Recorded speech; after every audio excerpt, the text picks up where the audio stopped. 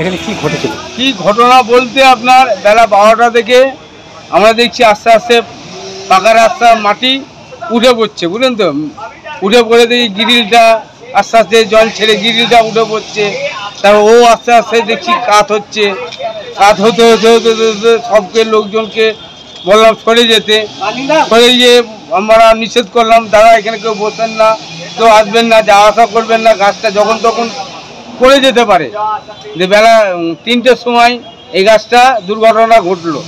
কোনো লোকজন খামটাম হয়নি, যেহেতু আমরা কোনো দপ্তরকে চিনি না, কোনো দপ্তরকে যে খবর দেব সেটাও আমরা পারিনি বলতে।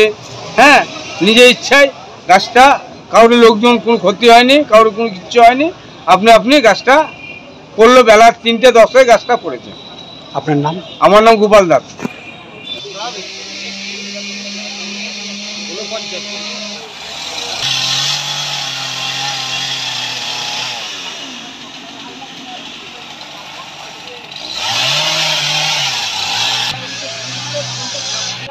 হ্যাঁ, কি দেখলেন?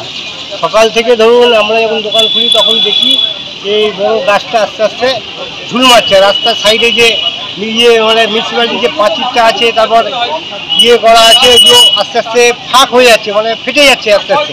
তারা এত ফাটল ধরে গেল কি আবার হট করে যে সব দোকানদাররা মিলে আমরা এই গাছটা অনেকজনকে বললাম আমরা, দাদা এই গাছটা দেখুন তো এরকম এই ফাঁক হয়ে গাছটা কাজ হয়ে যাচ্ছে আস্তে আস্তে, ডালপালাগুলো অনেকটা নেমে গেছে নিচের দিকে, রাস্তার দিকে দেখলাম।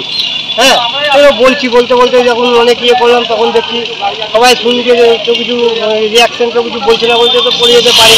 হ্যাঁ, তখন আমরা কী করলাম, রাস্তায় যখন লোক ছিল, গাড়ি টাড়ি ছিল, সবাইকে বললাম যে দাদা এখানে গাড়ি টাড়ি রেখেন না, মানে গাছটা মনে হচ্ছে পড়ে যেতে পারে, মানে কাঠ মেরে দিয়েছে।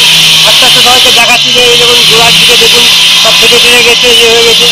ওখানে মানে সবাইকে অনেকক্ষণ থেকে আমরা দোকান বন্ধ করে সবাইকে বলতে করতে, মানে সবাইকে সবাই করতে হতে আস্তে আস্তে দেখলাম গাছটা পড়ে গেল।